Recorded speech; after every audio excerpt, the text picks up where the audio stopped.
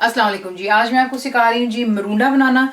ये मुझसे काफ़ी दफ़ा रिक्वेस्ट की गई। देखिए मरूंडा बनाना बहुत आसान होता है, इसको आप काफ़ी चीज़ों से बना सकते हैं, लेकिन जो ख़ास चीज़ आपको बीच में जो मैं आज बना रही हूँ वो आपको चाहिए होंगे इसमें पफ्ड राइस।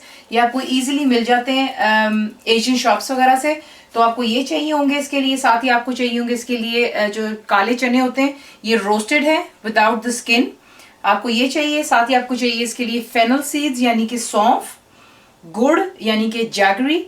ये भी आपको बहुत आसानी से चीज़ें मिल जाती हैं, इसका कोई मसला नहीं। अगर आप चाहें तो बेशक आप पफ फ्राई इस्तेमाल ना करें, खाली सिर्फ चनों, सौंफ और गुड़ के साथ आप इसको बना सकते हैं।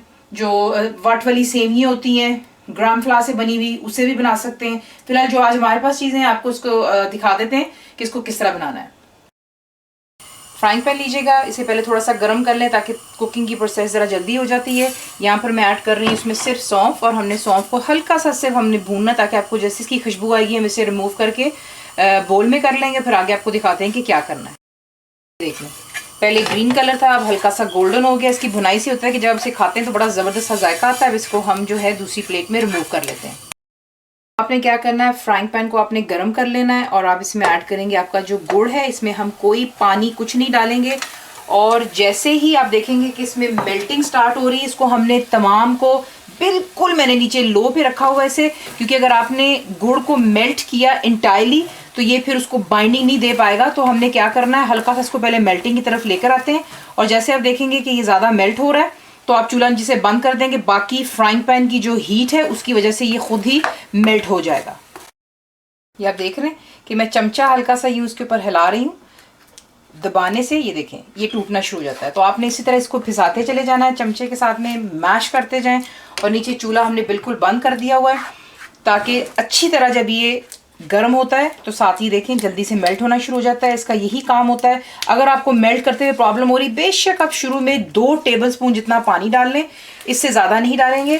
फ्राइंग पैन को आप गर्म कर लेंगे बहुत अच्छी तरह, ताकि ये तमाम गुड़ जो है यानी कि जैगरी इसमें मेल्ट हो जाए। ये काम हमारा यहाँ पर हो गया। ये देख लें कितना स्मूथ हो चुका है। यहीं पर आपकी तमाम चीज़ें जो हैं हमने ऐड कर लेनी है, यानी कि चने, सौंफ भुनी हुई जो थी, फेनल सीड्स, और ये पफ्ड अप राइस डिश में डालकर इसे अच्छी तरह मिक्स कर लेते हैं। तमाम चीज़ों को आपने अच्छी तरह मिक्स करना है, ताकि जो गुड़ है यानी कि जैगरी हर तरफ इक्वली स्प्रेड हो जाना चाहिए चीज़ों के अंदर में, यानी कि मिक्स हो जाना चाहिए।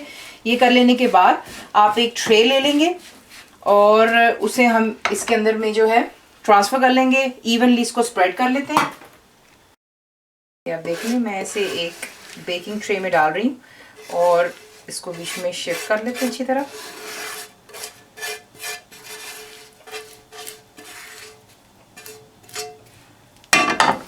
इवनली स्प्रेड कर लें, और स्प्रेड कर लेने के बाद इसे हम ठंडा हो जाने देंगे, और उसके बाद इसे आप आराम से तोड़ कर खाएं। इसे डब्बे में भर कर रख लें। उसमें ये होता है कि एयर टाइट जार हो प्लीज़, बैग या बॉक्स, इसमें आप इसको रखेंगे, ताकि ये जो है सॉगी नहीं होना चाहिए। और फिर जब आपका दिल चाहे आप इसे खा सकते हैं। तो इसे यूं डालकर इवनली हमने स्प्रेड कर लिया, और इसे ठंडा हो जाने देते हैं। ये क्रिस्प हो जाएगा। जैसे ही गुड़ बीच में ड्राई होगा यानी कि जैगरी, तो हमारा मरूंडा तैयार हो जाता है। तो इसे ज़रा ठंडा होने देते हैं, और फिर इसको डिश आउट कर लेते हैं। ये देख लें बिल्कुल ठंडा हो चुका है। अब आप क्या करें, आप इसको ईजिली फ्लिप भी कर सकते हैं। ये देखें, क्योंकि हमने इसे जो है पैन में डाल के ठंडा किया है, यहाँ पे इसकी शेप बन गई है। अब आप इसको जिस तरह चाहें आप इसको उस पीसेस में काट लेते हैं और इनको डिश आउट कर लेते हैं। तो ये रहा आपका मरूंडा। बहुत सिंपल चीज़ें। फुल इंग्रेडिएंट्स के लिए मेरी जो रेसिपी के लिए आप जाएंगे मेरे वेबसाइट पे, ज़रूर बनाएं। आपको कैसा लगा दुआओं में याद रखें। Thank you for watching the video.